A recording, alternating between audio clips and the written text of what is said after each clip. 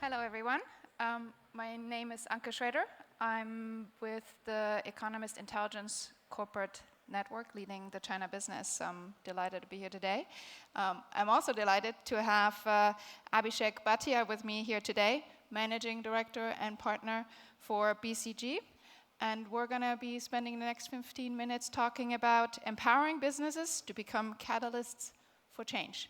Thank you, Anke. Thank you. Glad to be here. We're going to try to leave some time for one or two questions at the end, so please have a think what you want to ask. Make them short and to the point so that we perhaps get to more than one of them. So, Abhishek, empowering businesses to become catalysts for change is a bit of a mouthful. It sounds a bit abstract, but I think what we're really talking about here is solutions that work and that can also make a profit, right? Yeah. And that are scalable.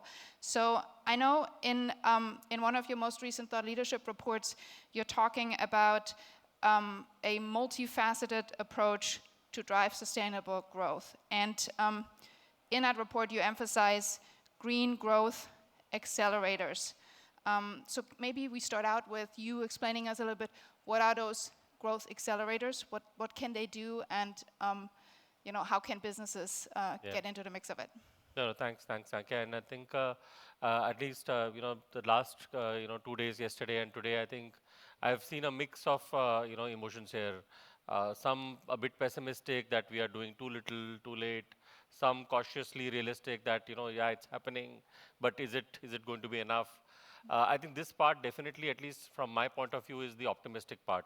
I think everybody agrees here that climate action is really required, etc. We will not delve into that. The more important part is, I think everybody believes that energy transition is required to happen. We have seen some parts of it happening, like let's say in solar or some bit of winds, but it has not been significant. So the core part of any action that we do on climate, I think, is the energy transition to fuels. Whether it be solar, wind, or e-fuels like e-methanol or e-ammonia, or in aviation, we were yesterday talking about sustainable aviation fuel. The reason why I think, if I may say the word, that the transition has not happened to mega scale or at the speed that we would want it to happen to actually have impact is actually the industrial ecosystem. I think, and that is where I think the green growth accelerators come into play. The only way we can actually accelerate that energy transition, whether it's to solar, wind, or any other type of fuel, which has significantly lesser carbon footprint, is if the industrial ecosystem actually develops at pace and at scale and at the right cost to actually ensure that transition happened.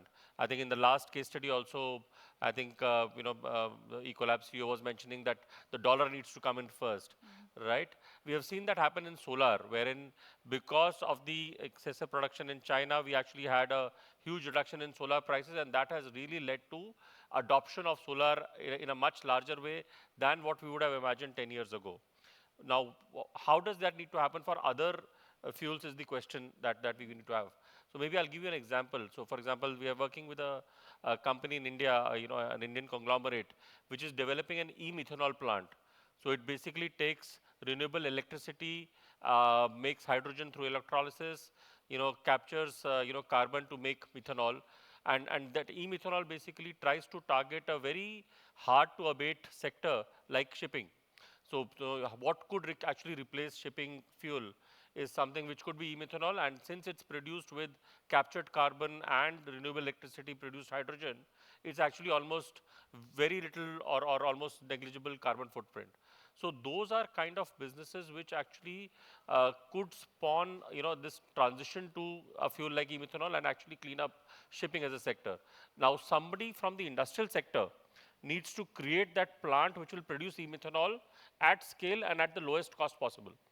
That is what will fuel the transition for a shipping line to say that, yes, I need to transition to this new fuel. This fuel is cost effective. This fuel has lower carbon footprint as well. Hence, I need to maybe, for my current shipping lines, have a dual engine, a ship, which can actually use maybe both fuels at maybe during the transition period. And later, maybe I get to a ship which basically only uses e-methanol once the entire transition actually has taken place. So I think that part, becomes a really important part. And the entire Green Growth Accelerator concept basically tries to target this second section, that how do we produce equipment, components, as well as the ecosystem infrastructure to actually accelerate that transition. So that I think is the core point. And again, I can give you further examples in this case as well. Yeah, so we're really looking at the backbone of it all, how to convert that into action, basically looking at the infrastructure backbone, at the industrial backbone of it all. What about infrastructure in the sense of urban infrastructure and broader infrastructure? I know that these are really, really long-term investments that need to be made. How can we there integrate sustainability from the start, if we think about new urban infrastructure development, but also how do we implement strategies to retrofit systems that are already in existence? So depending on the economy that we were looking at, we'd be looking more at new infrastructure versus at economies that are more advanced. We really are looking more at retrofitting. What are different solutions for this? Yeah. No, I think a great point. I think, and that I think on the ecosystem part also, again, there are two parts to it. I think, as you rightly said, there is an existing capacity which is already there, and hence that needs, clean up. So for example, we're working with a startup which basically has really improved the efficiency of the carbon capture process itself. So this is a startup called Carbon Clean. So that has really, improved the efficiency by 50% for carbon capture at a at a capex cost which is 10x lesser. So for existing infrastructure, and for example, I come from India, we still have coal plants running for thermal, electrical energy basis thermal process. So there we definitely need such, innovations to actually ensure that, yes, we will continue burning coal for some time since we don't have at scale renewable power or nuclear power. But, what we emit as carbon dioxide is almost negligible, so that those can still run in. The other part that you mentioned, I think, we have all been very happy to talk about like the EV transition. But for example, again, low cost charging infrastructure, integrated with our urban planning becomes a really important point. As of now, at least again, what I see, for example, in India and many countries in Southeast Asia, it's almost like, the higher tier income groups have bought EVs because they have access and opportunities to charge vehicles in places which they know. For people who have to park vehicles on the road, etc., that charging infra is not really available. So I think that innovation really can actually kickstart and accelerate the adoption. For example, BYD coming up with a 5-minute charging for their car can really kickstart, adoption of electric vehicles at scale.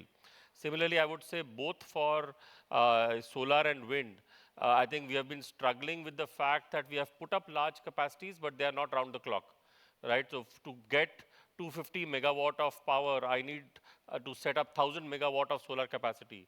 Now, the reason is because my battery storage infrastructure or battery storage modules that I could put up are really not cost effective. So getting them to, producing them at scale and making them cost effective would actually reduce my capex. I would then only need to put up a 250 megawatt solar plant for a 250 megawatt of round the clock power. And rather than, as of now, I'm doing it in a much less inefficient way because, sun energy is available only for, particular times in a day. Absolutely. So it really changes the economics equation, which actually helps in adoption much faster. And I think when we think of what governments can do, I think it's actually, and my sense is it's actually focusing on that industrial ecosystem. So pick, and again, we don't want to pick winners and losers, but pick that technology which sees promise, or pick 3 or 4 technologies which actually show promise, really go behind them, give some subsidies, give some incentives. And that is where, entrepreneurs across the world can really take up this as a big opportunity, and hence the positivity that these could be new businesses which could actually accelerate because the demand is there. You need to get the supply right. Right. Staying with that for a moment in terms of what governments can do, yesterday in in one of my spotlight interviews with the Bank of Thailand, public-private partnerships was obviously one topic that came out strongly where a lot more needs to be done. What's your sense in this area? You know, what can be done to sort of foster that sort of inclusive growth and to make sure that that acceleration can happen at scale in terms of public-private partnerships? No, I think definitely there is a lot of room for public-private partnerships. Again, you know, an example from India, I think we are working with a company which makes lead-acid batteries. You know, and there was clear understanding that this is a sunset sector. This has to transition at some point of time. So, you know, proactively, you know, working with the government, they, you know, secured, you know, whatever land plus some subsidies to actually, you know, buy some technology from China for, you know, battery materials, you know, processing. So I think, you know, companies across the world, they, you know, are looking for such opportunities. I think it's just about presenting them in the right way, and then, hence, as you're rightly saying, going to the government with the right ask. I think, you know, governments would really love to, you know, have a situation which creates like, you know, X number of more jobs or, you know, ensures development in this case. And hence, PPP models could really help in this case. A final topic that I wanted to touch upon with you is circular economy. We had a panel on this yesterday already. I think there's always been huge interest, both from a more systemic point of view, but also from a product point of view internally within businesses. It's also a very difficult issue to tackle. Maybe you can give us a bit of a sense here also from your experience on working on this with clients, but what are some of the innovative business approaches that you have seen that work implementing circular economy models? Yeah. No, it's a great question, and as you rightly said, a very tough problem to solve. I can only give maybe a few examples. So I think again, you know, if I just come back to that green growth accelerators, there are three legs to it. One, the energy transition that needs to happen, so the right fuels or energy sources like renewable, nuclear, biofuels. The middle part which we spoke about, which is the entire industrial ecosystem producing components at scale which can aid the transition. The third segment, as you rightly said, is the circularity part, because that really ensures that, you know, your core, you know, requirement of new product also reduces, and you are able to leverage the circular economy to recycle whatever parts you can produce at scale. And there again, I think it's an economics question. Can you recycle now at the price in which I produce primary metal or primary product? I think that is what really ensures. And there, the cost of you know, collection itself is a challenge, and of course the cost of processing also is a challenge in both ways.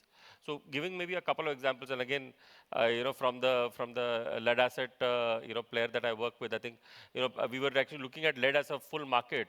You know, it's almost now said that whatever lead we actually had to mine has already been mined. You know, we have enough lead in the system to last like multiple generations if you are able to recycle it, you know, well. So I think for quite a few commodities, we will actually hit, like we say, peak oil or peak, you know, for those commodities. And hence there is enough material available, because at the right cost with the right technology, we can actually recycle to actually produce. So in India, for example, there are a couple of, you know, very promising startups which are solving the collection issue in detail. So they are working with, let's say, industries and offices and residential homes to actually ensure that it's an app-based collection model, like, you know, apps have solved, or Uber, you know, it's like Uberization of collection of waste, so that that ensures that, you know, the collection at source happens, and then you are able to get it to the right recycler, because technically the recycling technology already exists. I think it just needs to be ensured that, you know, again, there is some regulatory push to gets its cost down, so that it really becomes a, you know, a viable option in this case. Which sort of brings us back to where we started out. It needs to be scalable, it needs to be profitable. Otherwise, you know, it's not going to have legs, right? Yeah. So this is sort of, if we really look at the bottom line, this is ultimately, no matter from what angle we look at it, this is where we land. No, sure. Maybe I'll open it up for one question from the audience, if we have one. I know we have mic runners here who can bring the mic to the audience. Here we have one. Can we have a mic here for the first row, please? Thank you. Just quickly state your name and then your question. Yeah, my name is Johnny from Delta Electronics, and we talk about solar energy and renewable energy. Could you touch something about the building and the building and the AC generate out carbon emission, right? anything we can do or regulate that our building can reduce the emission of carbon? Yeah, thank you. Yeah, so when we look at building emissions, I think there is two parts to it. One is the one-time emission when the construction really happens. So there, I think the task is to, can you use greener materials for the construction part itself? So for example, we are working with a European steel producer who's actually producing the first commercially viable hydrogen-based steel. So that's like zero carbon footprint steel. So I think that would be the first part. Similarly, for example, we work with a few cement manufacturers who basically are producing green cement in the sense that they've replaced coal and pet coke as their primary fuel to biomass or municipal solid waste, which as it is was producing emissions, but now we get it used to create the steel. So that's the part one, which is one-time emission during the construction itself. I think your question is also more ongoing in terms of the AC and the HVAC rates. I think there, I think I was meeting somebody from Honeywell as well. So one part again there is more the drive on energy efficiency. That how can I get the same cooling effect with the much lesser power. But the other part I think, which is a more structural answer, is to change building design as well. I think we need to have buildings which have like air vents inculcated in the design. Like such a structure will definitely need a lot of air conditioning. But buildings which have air vents, which have shapes which allow for air movement, actually cool themselves. So I think, but those need to happen in the building design itself to actually reduce the cooling requirement itself, rather than trying to change that. Thank you, Abhishek. I think, unfortunately, we're out of time. This was really fascinating. Sure, Please thank do come find Abhishek outside if you have more questions. I really want to Thank you so thank you much. for this insightful discussion. And I also want to thank BCG for sponsoring our sustainability events really around the world. You're a great partner in Sure. this. Thank you so much. so Thank you.